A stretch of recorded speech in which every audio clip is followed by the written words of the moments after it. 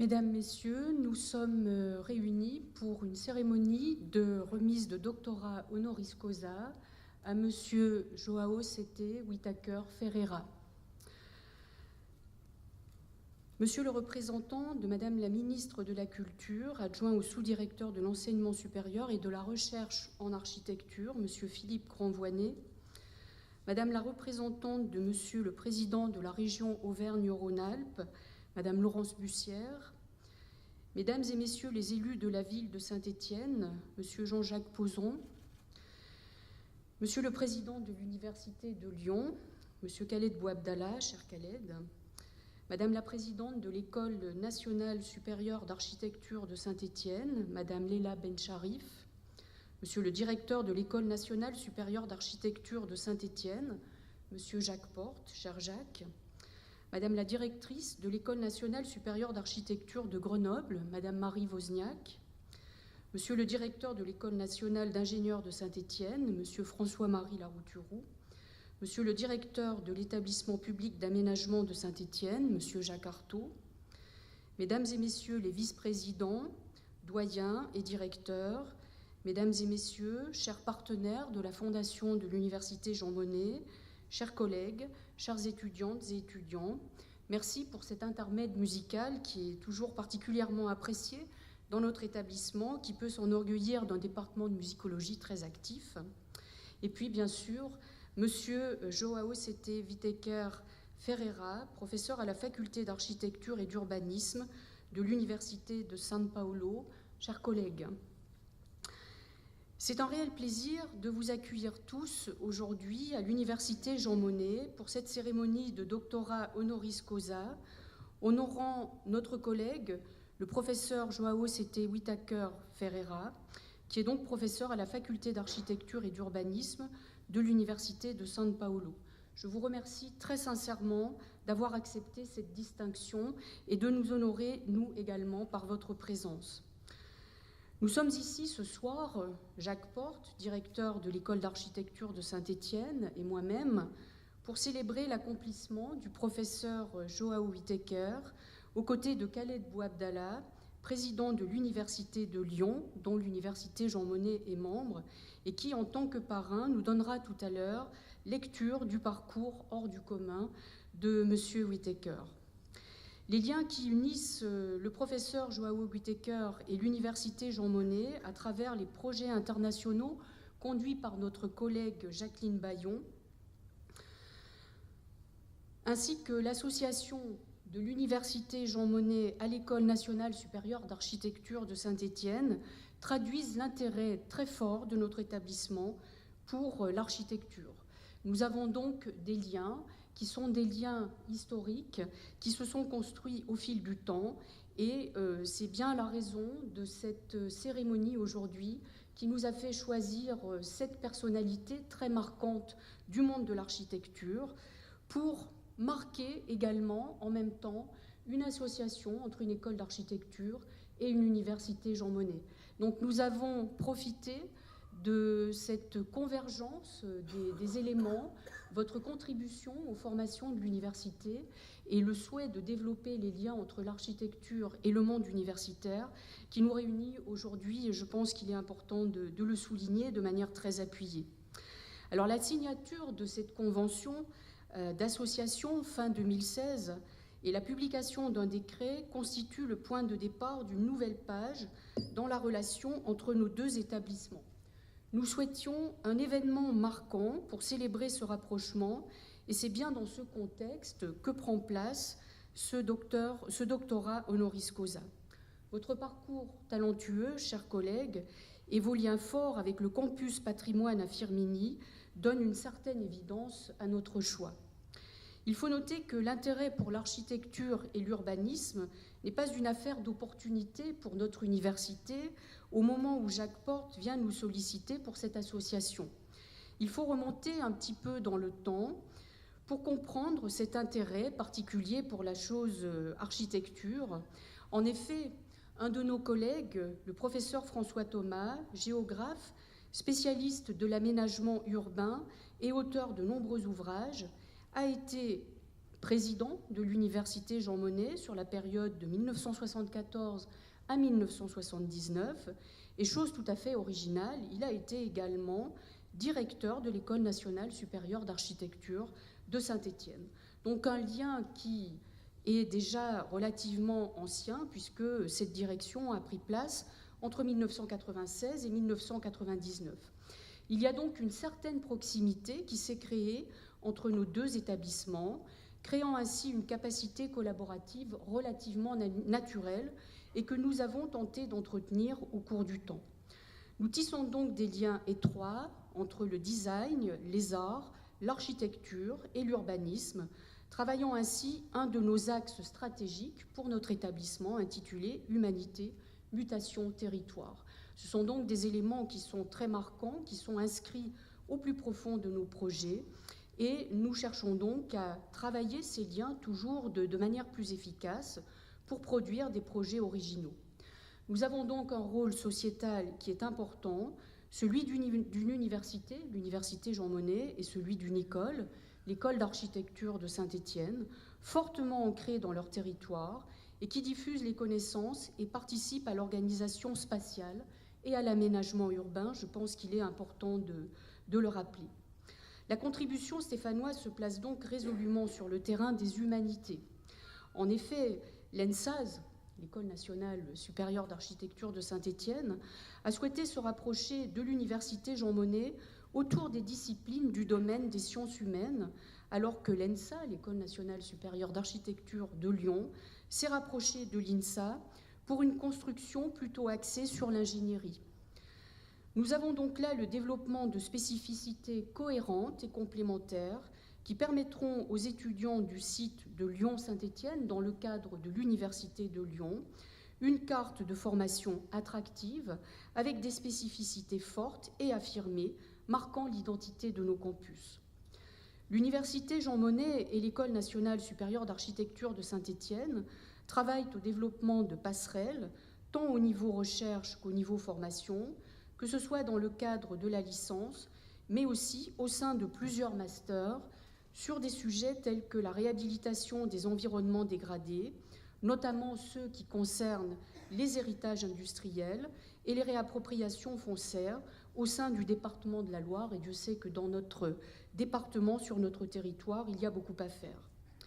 Au niveau du doctorat, l'ENSAS et l'Université Jean Monnet poursuivent leurs efforts coordonnés pour réaliser en codirection des projets permettant de nourrir des recherches conjointes au sein de l'axe stratégique Humanité, Urbanité, Territoire. Et il faut souligner à ce propos que la voie commence d'être tracée puisque l'UDL, à travers les activités de l'ENSAL, donc l'École d'architecture de Lyon, délivre déjà le doctorat en architecture. Nous avons donc un terreau tout à fait favorable pour le développement de nos projets.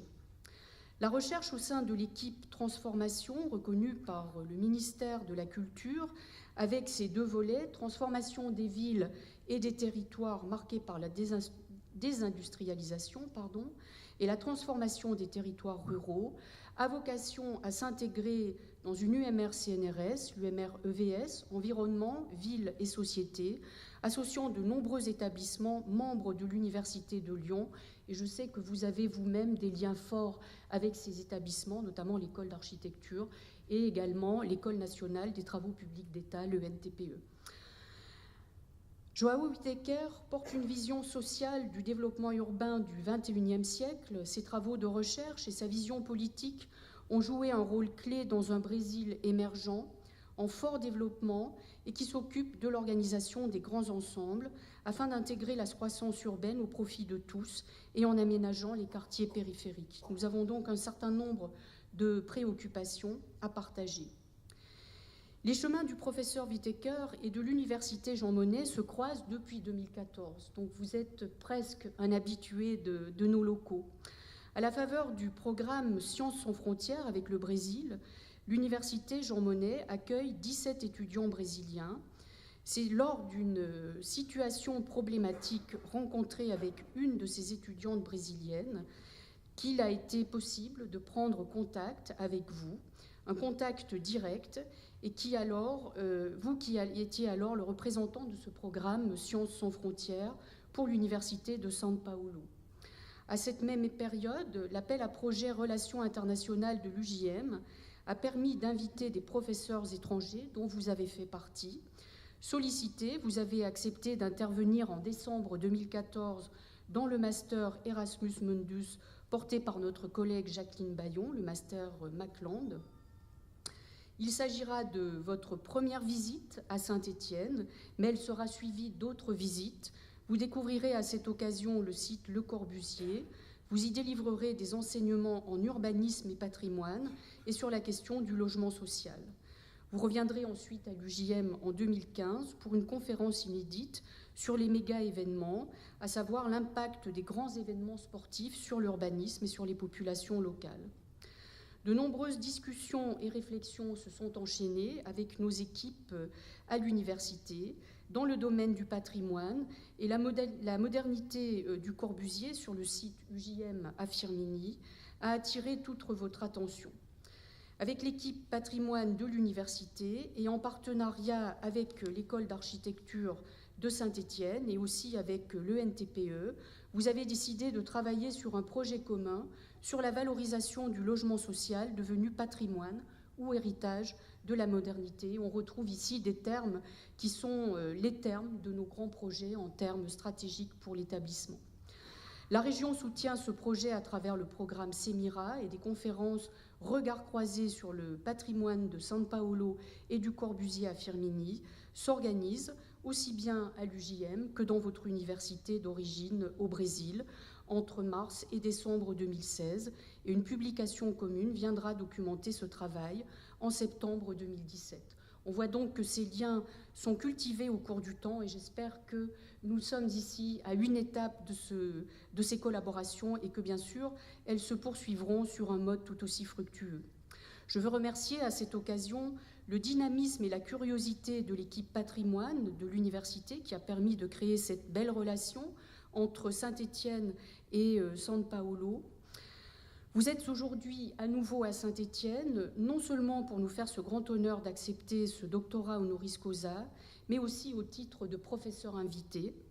Je tiens à souligner le rôle éminent que joue actuellement le professeur Whittaker dans le développement de nos filières d'urbanisme, de patrimoine, d'architecture et d'aménagement du territoire, tant à l'université Jean Monnet qu'à l'école d'architecture de Saint-Étienne.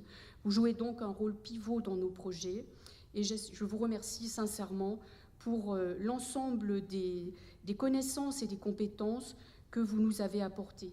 Bien sûr, je veux aussi remercier Jacques Porte, qui place toute sa confiance dans l'université à travers cette association qui est encore assez neuve, mais que nous allons essayer de faire fructifier. Et c'est bien dans ce contexte que cette cérémonie prend place. Et je vous remercie d'avoir accepté cette distinction. Je vais donc maintenant passer la parole à Jacques Porte, qui va compléter mon propos sur les raisons de cette cérémonie et les raisons de ces liens entre l'université et l'école d'architecture.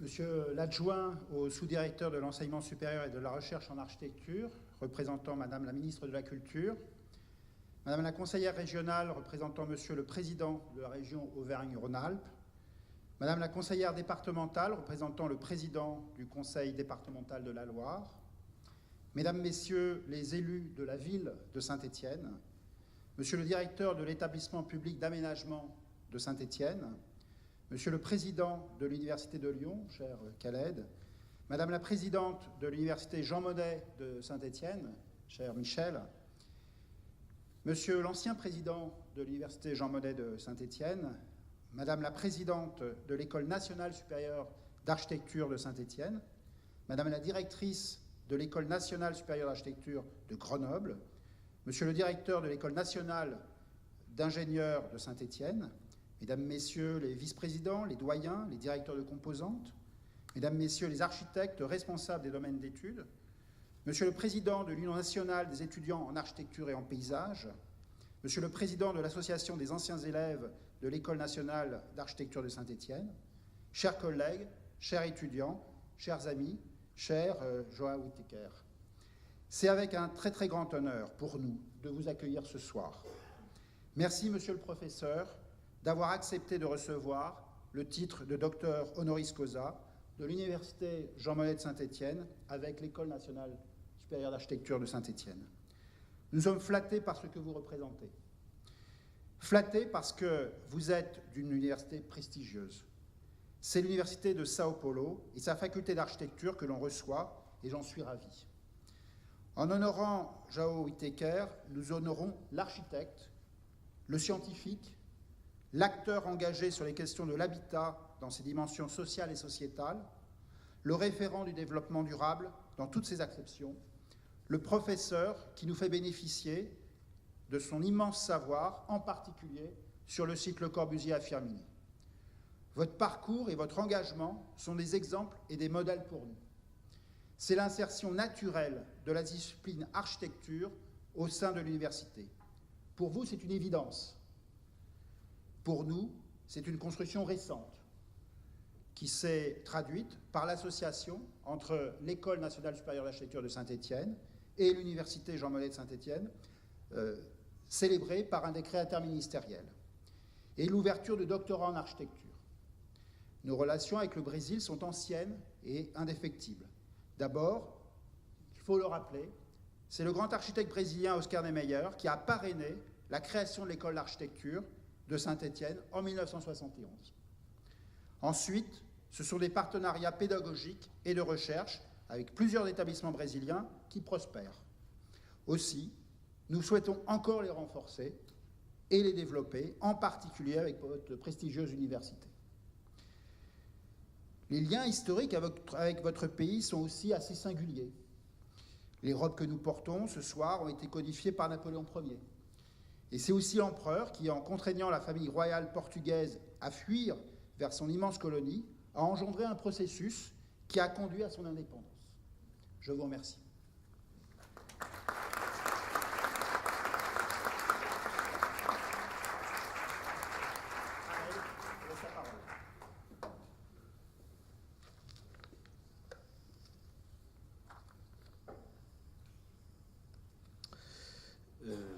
Cher professeur Whittaker de la faculté d'architecture et d'urbanisme de l'Université de São Paulo, chers amis, c'est un immense honneur pour moi, cher professeur, de prononcer votre allocution d'éloge. Alors, je ne suis ni architecte ni urbaniste, donc je ne sais pas pourquoi on m'a demandé à moi, je ne suis qu'économiste, donc je vais essayer de faire de mon mieux. Mais sachez en tout cas que c'est vraiment un très grand honneur, pour moi bien sûr, évidemment, mais comme ça a été dit, et je le redis, un très grand honneur pour l'Université de Saint-Étienne et l'ensemble de ses chercheurs, de ses enseignants-chercheurs, de vous remettre le titre de doctorat honoris causa. Et je vous remercie vraiment très vivement de l'avoir accepté. En vous honorant aujourd'hui, l'Université Jean Monnet Saint-Étienne est honorée et elle s'honore aussi de cette distinction. Ici, cela vient d'être dit par le directeur de l'école d'architecture, vous n'êtes pas en terra incognita. Vous connaissez parfaitement notre site, notre université, l'école d'architecture et plus largement le territoire stéphanois. Vous connaissez les équipes universitaires aussi. Vous avez travaillé depuis maintenant de nombreuses années avec elles. Vous avez d'une certaine façon largement participé à la réussite de la coopération entre nos équipes et entre nos universités. Vous avez également tissé des relations fortes avec l'école d'architecture de Lyon et de Saint-Étienne, témoignant ainsi de votre grande connaissance de notre écosystème académique local dans le domaine de l'architecture et de l'urbanisme. Tout à l'heure, la présidente de l'université faisait référence à l'ensemble des coopérations que vous aviez avec les établissements du site, en citant également, bien sûr, au-delà des écoles d'architecture et de l'université, l'École nationale des travaux publics de l'État, et je sais que vous vous y rendez demain, et donc ça témoigne là aussi de liens extrêmement profonds tissés avec des membres très divers de notre communauté académique. Vous êtes d'une certaine façon, cher professeur Whittaker, très stéphanois maintenant, et vous avez bien compris, par exemple, ce que pouvait signifier ici la couleur verte. Alors on a des toges qui ne sont pas vertes, bon, il n'y a pas de code disciplinaire qui correspond au vert, mais on va peut-être l'inventer. Et vous savez qu'ici, à Saint-Étienne, le vert, c'est plus qu'un langage, c'est un marqueur territorial qui raconte une histoire, l'histoire d'un territoire et de son évolution, qui raconte des mentalités collectives et qui raconte surtout le rapport à l'autre. Et vous l'avez, vous, compris dans tous vos travaux, la couleur fabrique de l'altérité et de la rencontre, et c'est un fil conducteur de votre pensée et de vos travaux. Il me revient une tâche noble, celle de prononcer votre éloge en rappelant votre parcours universitaire, exemplaire, ça vient d'être dit, je vais y revenir, et votre carrière scientifique de haut rang international. Ce parcours, il se conjugue avec un engagement politique aussi de premier plan, engagement citoyen de premier plan qui s'inscrit dans une histoire familiale qui est liée en partie à l'exil et au combat mené par vos parents contre la dictature militaire brésilienne au cours des années 60-70. En effet, il a fallu attendre la Constitution de 1988 qui a instauré un état de droit pour que le Brésil retrouve le chemin de la démocratie après 21 années de dictature. Par leur combat tenace pour la liberté et la justice, comme opposants à la junte militaire, vos proches ont contribué patiemment et vaillamment au retour de la démocratie au Brésil. En rejoignant la France, patrie des droits de l'homme, terre d'accueil pour de nombreux combattants de la liberté, qui venaient notamment d'Amérique latine, du Brésil, mais aussi du Chili et d'autres pays d'Amérique latine dans les années 70, vos parents ont poursuivi ce combat contre la dictature au prix d'une liberté qui était étouffée.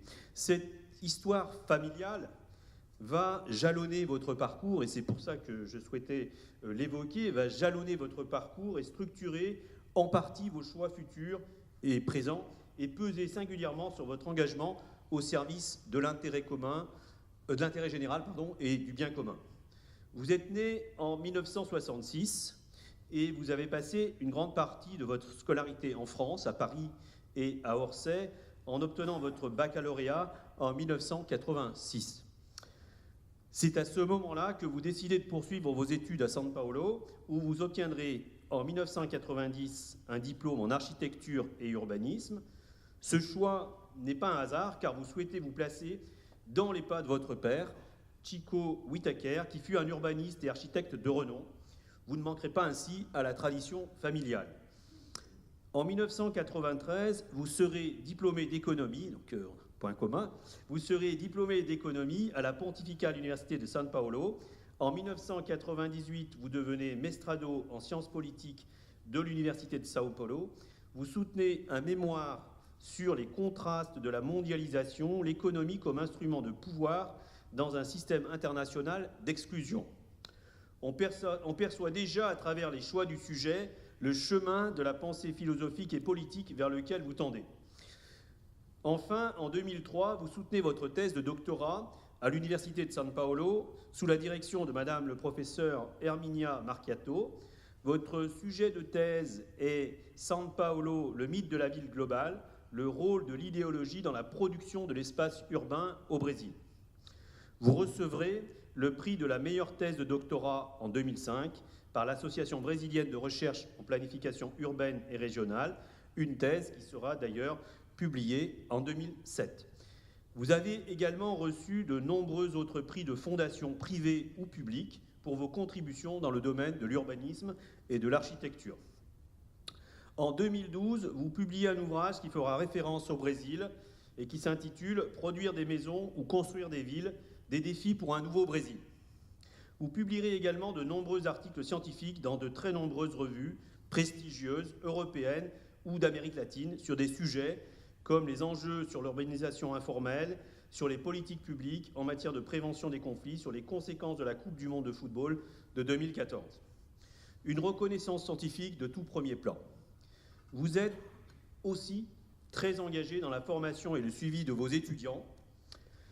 Ces derniers soulignent d'ailleurs votre exigence et votre attention bienveillante dans l'accompagnement de leurs travaux.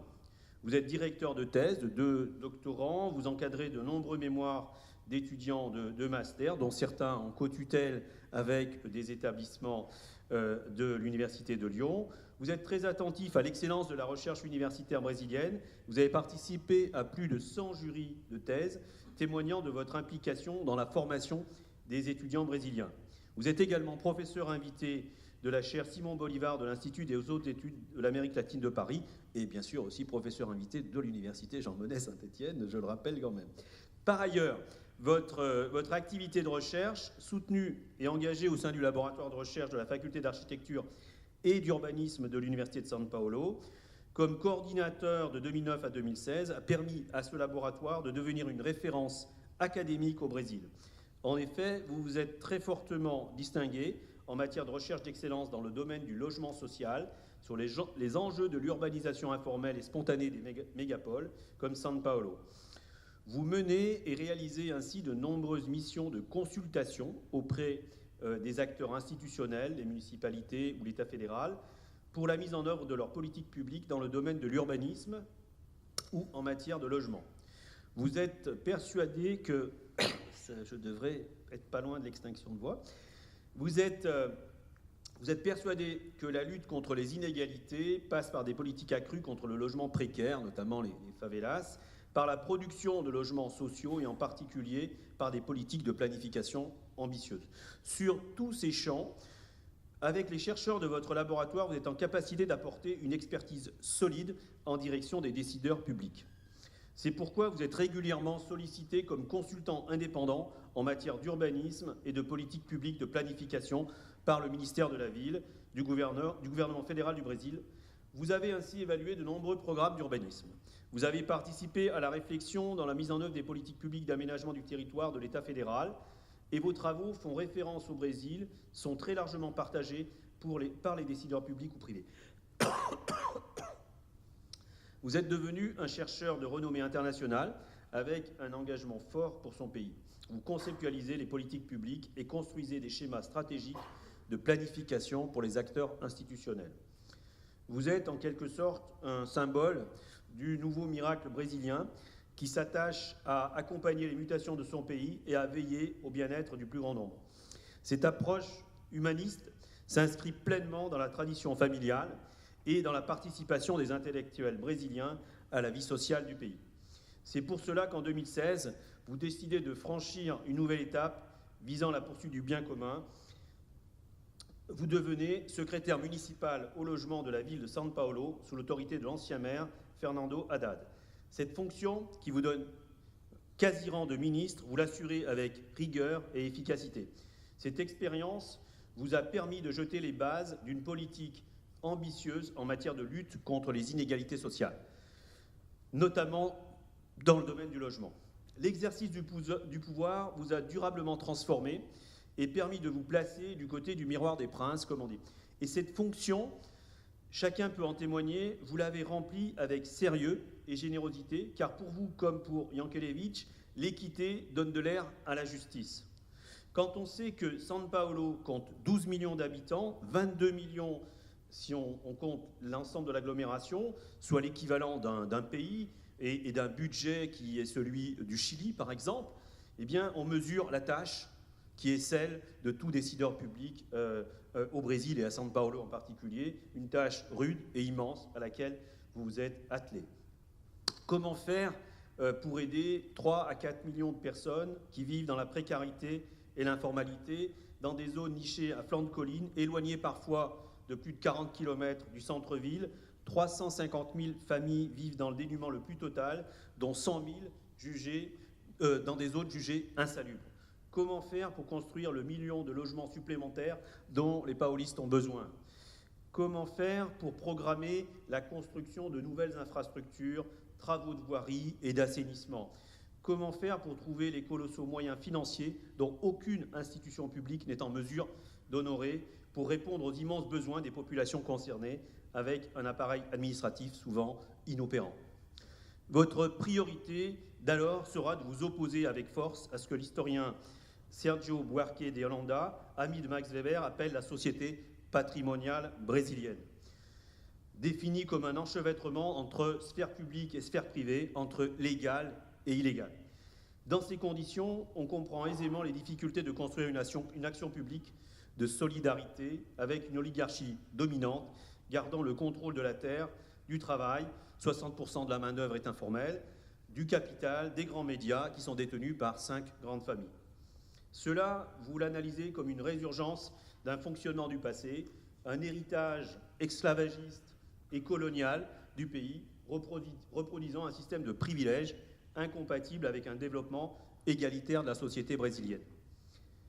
Vous avez donc décidé d'être un intellectuel engagé qui se confronte au réel en passant de la rédaction des diagnostics à la mise en œuvre des politiques publiques. Or, avec des contraintes budgétaires tendues et des tensions sociales aiguës, il est difficile de construire une politique de long terme avec des rythmes électoraux qui, eux, sont souvent courts et éloignés de la durée. Au fond, vous devez, comme disent les Brésiliens, sécher la glace, sans disposer de garantie de réussite, tellement la tâche est immense. Mais il semblerait que vous avez décidé d'imaginer Sisyphe heureux, et cela vous confère une certaine sagesse. D'ailleurs, je vous imaginais un peu plus âgé, mais voilà. Bon. Dans votre perspective de modernisation de la société, il y a une farouche volonté de se soustraire d'un ordre chaotique pour bâtir un nouvel ordre où chaque individu pourrait vivre en paix avec ses semblables. Cela vous honore et vous oblige, car la politique ne peut être une sagesse authentique que si elle conserve de l'idéal scientifique le souci de la règle et de l'universel. Ainsi, vous vous inscrivez dans les pas de votre illustre père, qui a été le cofondateur du Forum social mondial de Porto Alegre. Ce forum, qui se veut être une alternative sociale au Forum économique mondial de Davos, ce forum de Porto Alegre, au lieu d'échanges et de débats de la gauche progressiste, permet d'apporter un éclairage sur la mise en œuvre de politiques plus justes, plus égalitaires, sur la redistribution des richesses, en s'opposant aux politiques néolibérales. Au Brésil, la concentration des richesses est en effet extrême. Les 40% les plus riches disposent de 90% des richesses. Et les infrastructures performantes se concentrent là où se trouvent les populations les plus riches. Au terme de cet éloge, je voudrais souligner que par votre parcours politique, vous vous inscrivez pleinement dans la tradition universelle des intellectuels latino-américains engagés dans la vie sociale.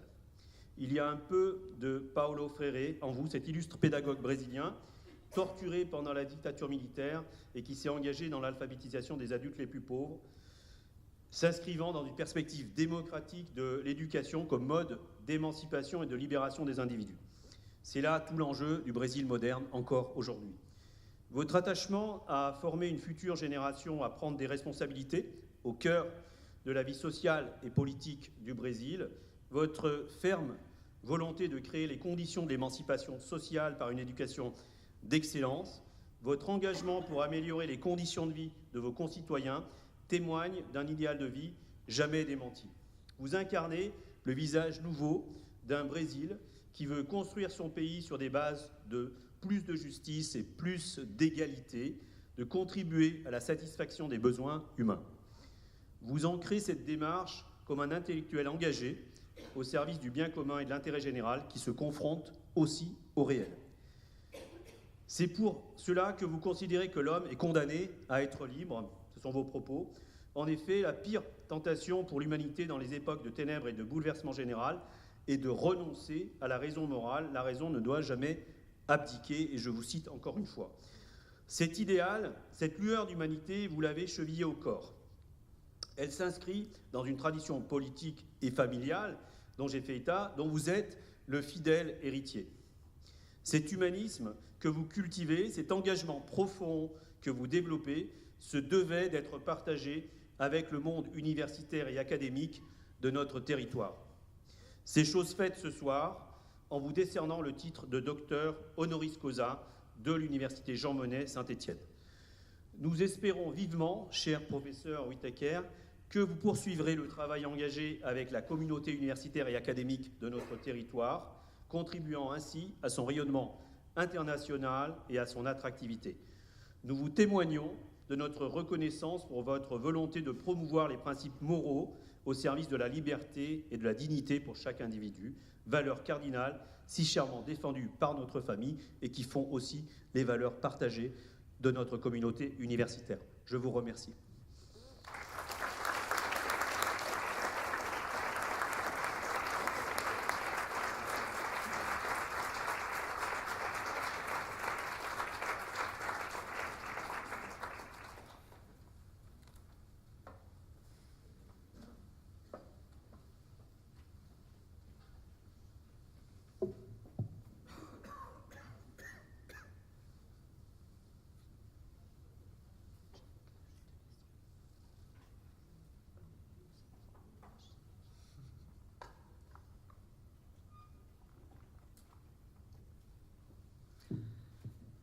Monsieur João Sete Whitaker Ferreira, en vertu des pouvoirs qui me sont conférés et en raison de vos mérites, j'ai l'honneur de vous faire docteur honoris causa de l'Université Jean Monnet de Saint-Étienne et de vous en remettre les attributs.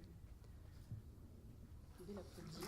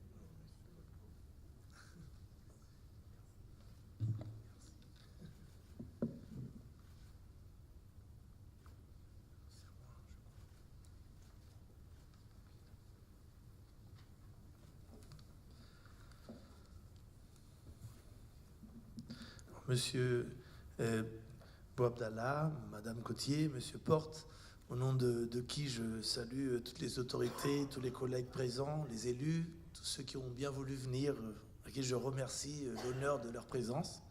Mesdames, Messieurs, alors c'est un honneur indescriptible pour moi de recevoir cette distinction si prestigieuse pour un professeur-chercheur comme moi. Avec l'avantage du docteur honoris causa, c'est qu'on n'a pas de soutenance, c'est quand même pas mal. Et on reçoit un éloge du jury avant, c'est encore mieux. Alors vraiment, je suis très flatté et vraiment très honoré. La France a été, comme ça a été dit, mon pays d'accueil. Quand je n'avais qu'un mois d'âge, en 1966, et nous arrivions, ma famille et moi, exilés de la dictature brésilienne, après avoir ensuite habité le Chili pendant 4 ans. Voilà mes parents à nouveau obligés de fuir encore une dictature qui s'abattait sur l'Amérique latine, maintenant celle de Pinochet. Et la France nous a à nouveau accueillis en 1974 pour un nouveau séjour. Celui-ci de plus longtemps encore.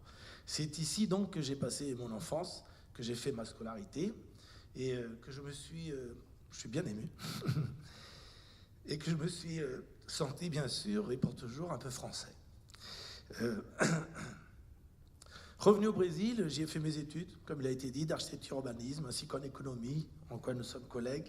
Et là, je me suis impliqué professionnellement dans un domaine très spécifique de la réalité du pays, d'un pays en développement, celui de l'inégalité économique, sociale et urbaine, celui des injustices spatiales, celui de la précarité. Au Brésil, qui est pourtant la 9e économie au monde, un pays à l'architecture magnifique et connu, internationalement réputé, près de 20 millions de personnes n'ont pas de logement digne et ne savent pas ce qu'est l'architecture. C'est donc là un énorme défi, sinon le principal défi pour les architectes et urbanistes. Mon père, qui est ici présent, et je pense qu'il a été très content de cet éloge, puisque lui, ma mère et ma sœur sont venus, Il m'a appris un principe qu'il avait appris à l'époque dans les années 50 du père Lebray, qui était allé faire aussi géographe et urbaniste, qui était allé travailler à São Paulo, que le péché le plus grave était celui de l'omission par rapport à la misère. Il devait être le défi prioritaire, il devrait être le défi prioritaire des politiques publiques. Mais malheureusement, il ne l'est pas dans un pays qui n'a pas encore vaincu ses héritages de l'esclavagisme, du passé, et qui produit cette société patrimonialiste que vous avez citée encore en permanence, produit des dynamiques urbaines d'exclusion sociale, raciale et spatiale. C'est donc pour cela que l'université au Brésil a beaucoup d'importance, comme partout, car c'est l'espace de réflexion pour trouver des solutions à ces défis. C'est au sein de l'université de São Paulo, la plus grande et l'une des plus prestigieuses d'Amérique du Sud, et qui est un espace de liberté de réflexion, que j'ai eu la chance de pouvoir développer ma carrière de professeur-chercheur auprès du laboratoire sur le logement, le LabIAPI. Ensuite, mes recherches et mon engagement pour aider à essayer de trouver des solutions aux problèmes structurels de l'inégalité urbaine m'ont donc emmené à faire le pas vers la réalité et à assumer donc à la fin de 2015 un poste administratif et politique, celui du secrétaire municipal au logement de la ville de São Paulo, une ville-pays de 12 millions d'habitants, avec près d'un quart, soit 3 millions de personnes vivant dans la précarité. Un énorme défi qui permet aux académiciens de se confronter et de confronter leurs pensées et propositions à la réalité même des faits. Un apprentissage dans le dur. Mais tout cela m'avait, avec le temps, un peu éloigné de mon pays d'accueil, la France. Mais vers 2010, j'ai eu l'opportunité de commencer un rapprochement.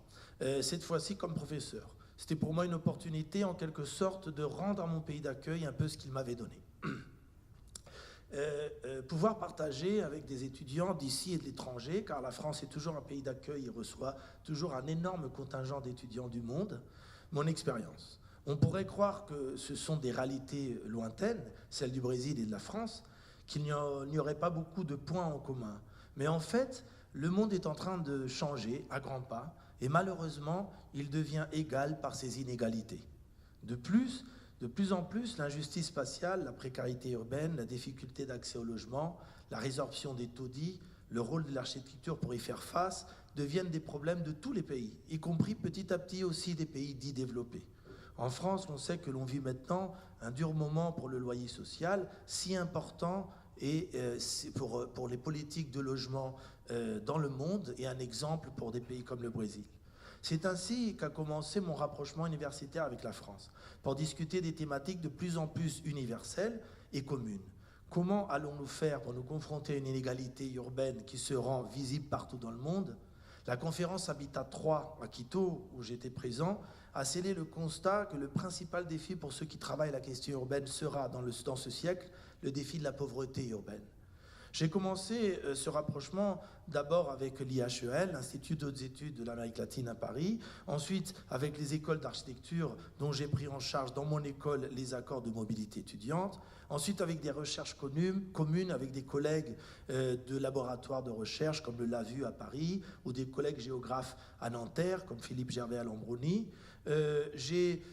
Maintenant, j'ai toujours de travail aussi avec l'école d'architecture de Marne-la-Vallée, avec David Mangin, l'architecte. J'ai pu aussi aller en Guyane avec le GRET, où j'ai travaillé sur des problèmes de résorption de l'habitat précaire, qui sont là-bas de plus en plus importants. Et puis, j'ai pu enfin connaître et apprécier un grand nombre d'activités universitaires autour du pôle universitaire de Lyon et plus spécialement de l'université Jean Monnet à Saint-Étienne. Au départ, parce que j'ai pu participer, il y a déjà assez longtemps, aux assises du développement durable et ensuite aux assises de la démocratie participative de la région Rhône-Alpes à Lyon, cela fait déjà un bout de temps.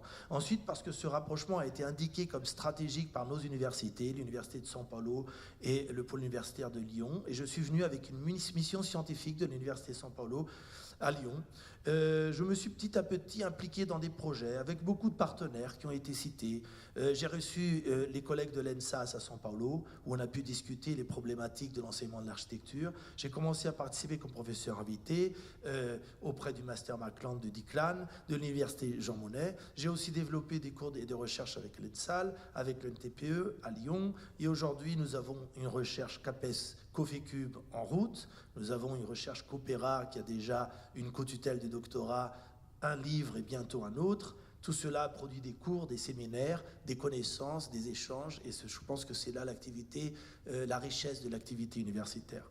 Le rapprochement avec le Brésil sont nombreux, autour des défis des politiques du logement, autour des défis pour les jeunes architectes qui entrent dans le monde du travail, autour des problématiques urbaines. Ce sont énormément de points en commun que nous avons explorés et des enseignements à en tirer. Car la France est un pays d'exemple dans notre domaine, avec sa riche histoire de politiques publiques urbaines, de logement, son architecture. La France est un pays qui représente encore, pour les pays en développement comme le Brésil, un exemple de la présence et du rôle de l'État dans la régulation urbaine et architecturale. Et presque toutes les lois urbaines appliquées aujourd'hui au Brésil ont été inspirées de l'expérience française. Au moment où mon pays vit un grave moment d'attaque à la démocratie, où des gens comme Paulo Freire, que vous avez cité, on demande à l'Assemblée nationale qu'on enlève son nom des hommages brésiliens officiels, au moment où on vit un dur retour dans le passé, l'exemple républicain français est encore très très très important. Ce doctorat honoris causa que m'offre aujourd'hui si généreusement l'ENSAS et l'Université Jean Monnet est pour moi un couronnement de ces activités interuniversitaires et l'annonce d'un long partenariat, j'en suis sûr.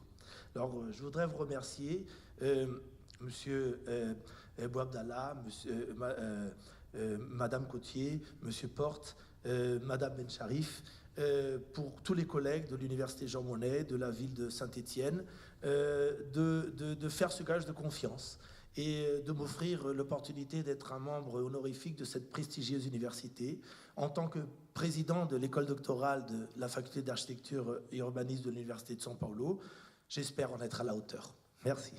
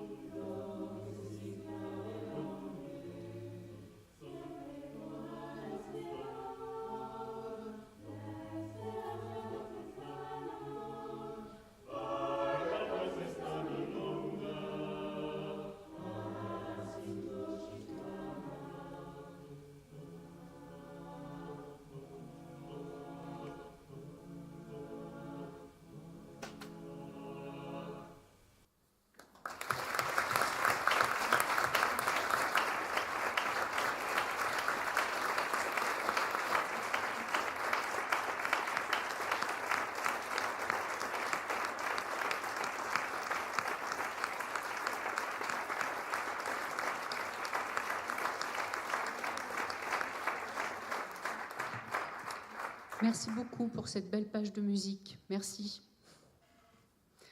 Et bien maintenant, il me reste à vous inviter à venir partager un cocktail dans des locaux de l'Amrach, ce qui n'est pas très loin d'ici. Donc nous allons y aller groupés, ce qui permettra à ceux qui ne connaissent pas l'établissement de ne pas se perdre.